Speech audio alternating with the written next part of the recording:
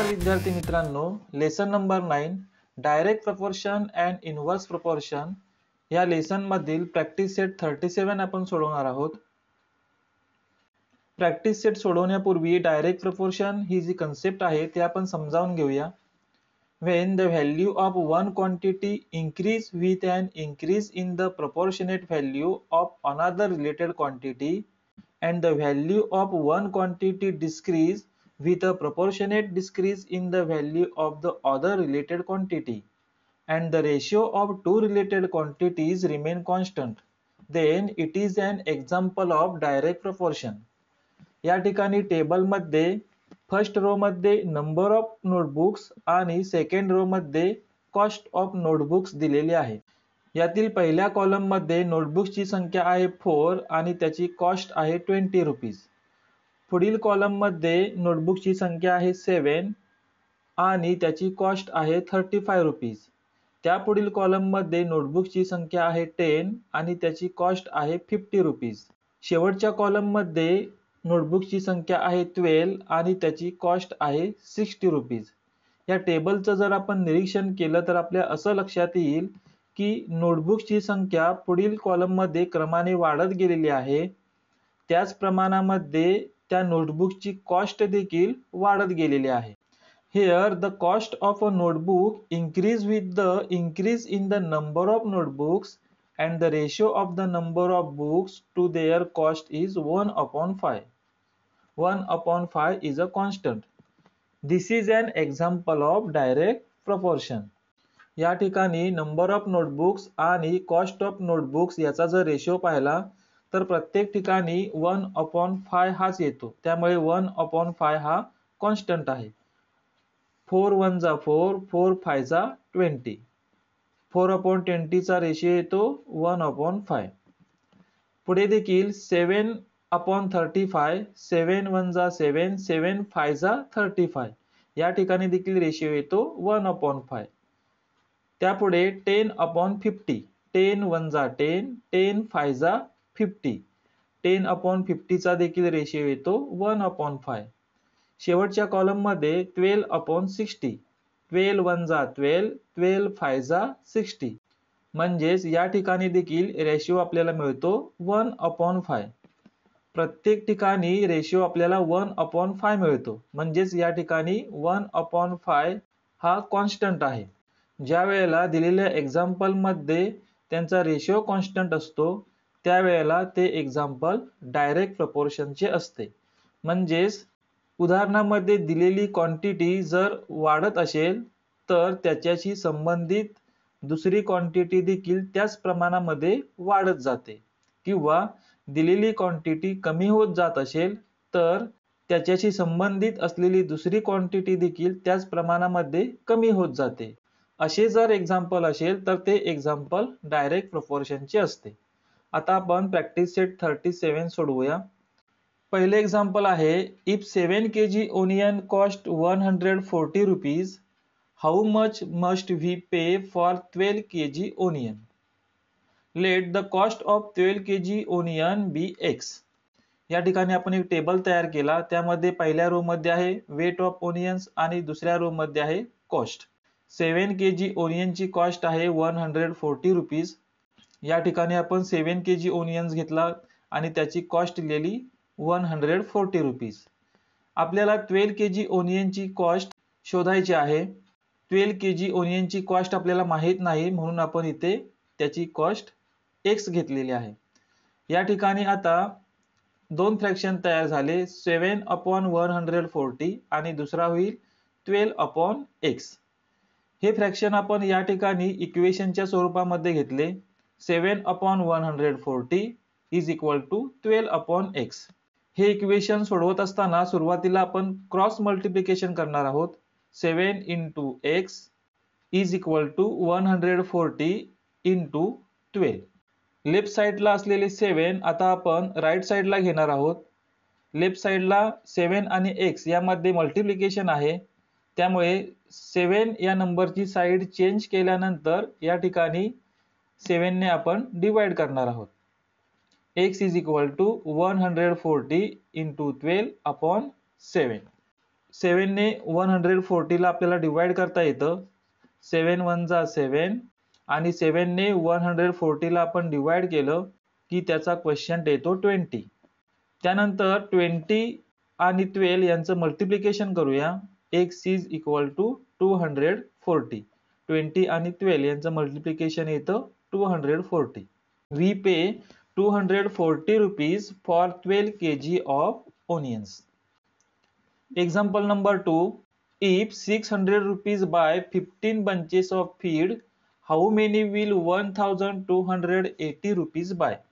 600 रुपयांना 15 पेंड्या कडबा मिळतो, तर 1280 रुपयांमध्ये किती पेंड्या कडबा मिळेल?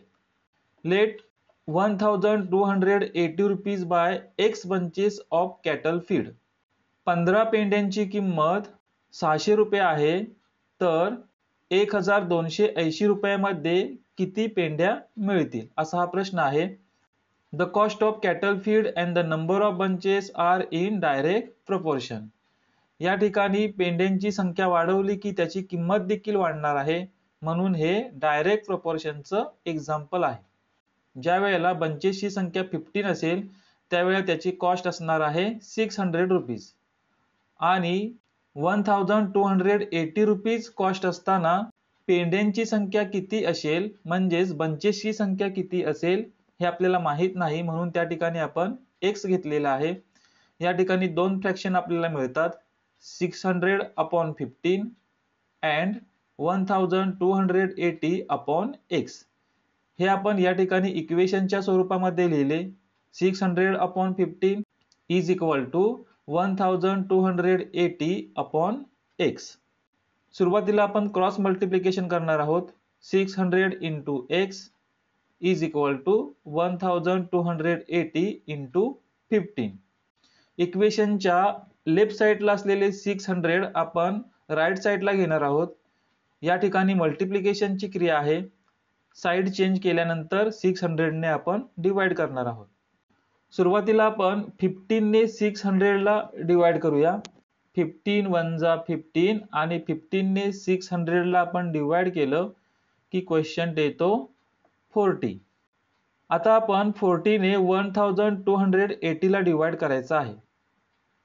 40 ने 1280 ला आपण डिवाइड केलं की त्याचा क्वेश्चन येतो 32.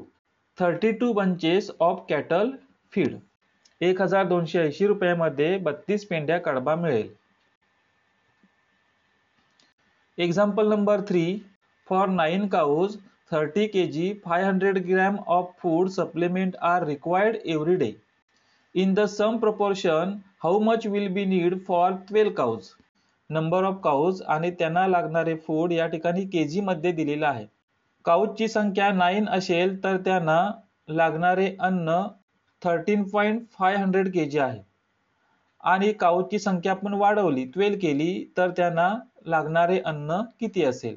या ठिकाणी आपण काऊजची संख्या वाढवलेली आहे, त्याच प्रमाणामध्ये त्यांना लागणारे अन्न देखील वाढणार आहे, जास्त लागणार आहे. म्हणून हे जे एक्झाम्पल आहे डायरेक्ट प्रोपोर्शनचं आहे. The number of cows and the quantities of food supplement are in direct proportion. या ठिकाणी आपल्याला दोन फ्रॅक्शन मिळतील. 9 अपॉन 13.5. 13.500 म्हणजेच 13.5. दुसरा फ्रॅक्शन आहे 12 अपॉन x. या ठिकाणी हे फ्रॅक्शन आपण इक्वेशनच्या स्वरूपामध्ये लिहिले.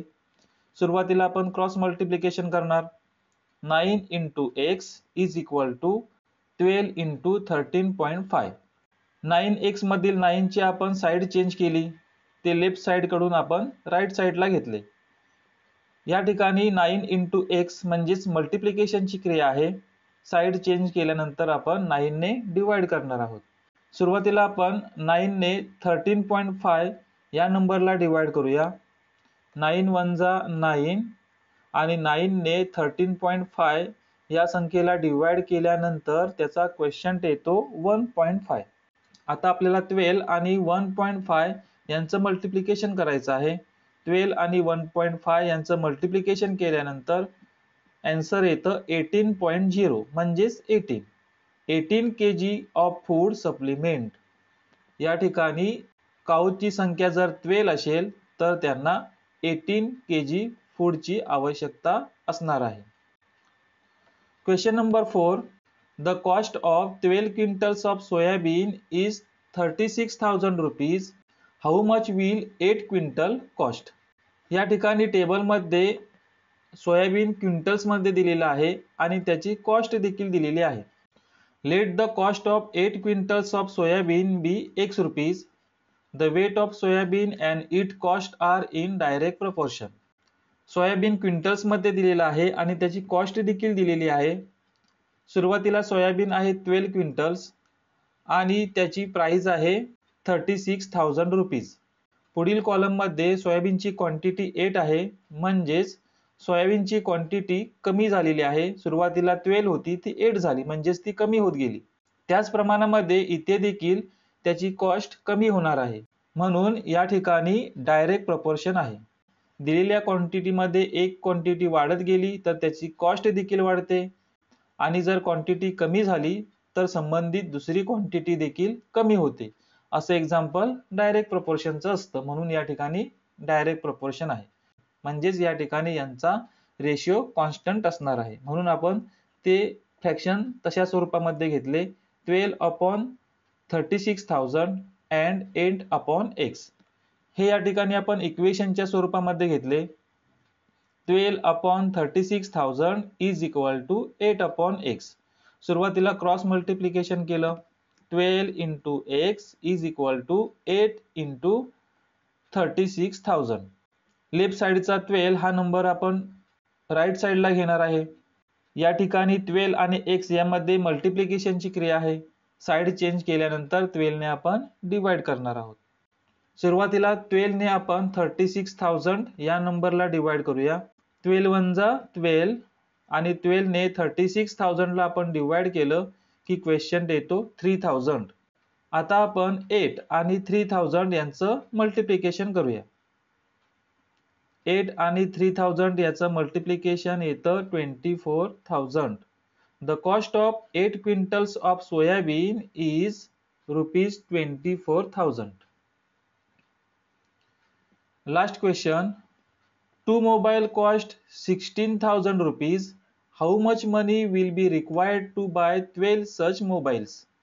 Let the cost of 13 mobiles be x rupees.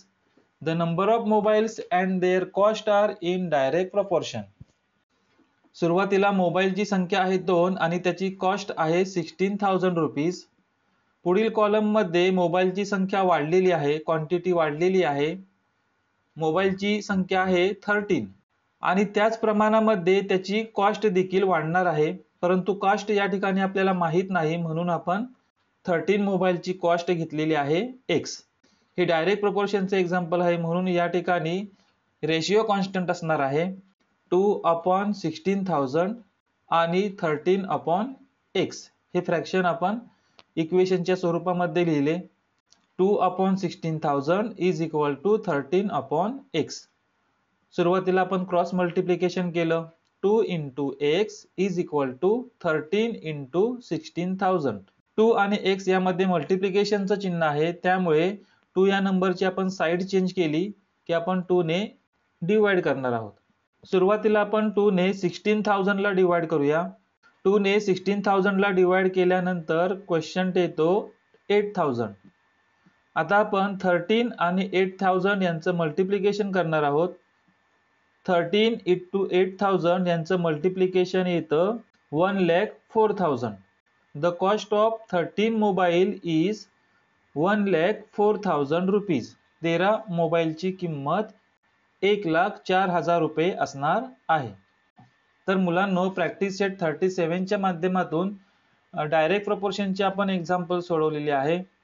पुढील व्हिडिओच्या माध्यमातून प्रॅक्टिस सेट 38 मध्ये इनव्हर्स प्रपोर्शनची एक्झाम्पल आपण सोडवणार आहोत. धन्यवाद.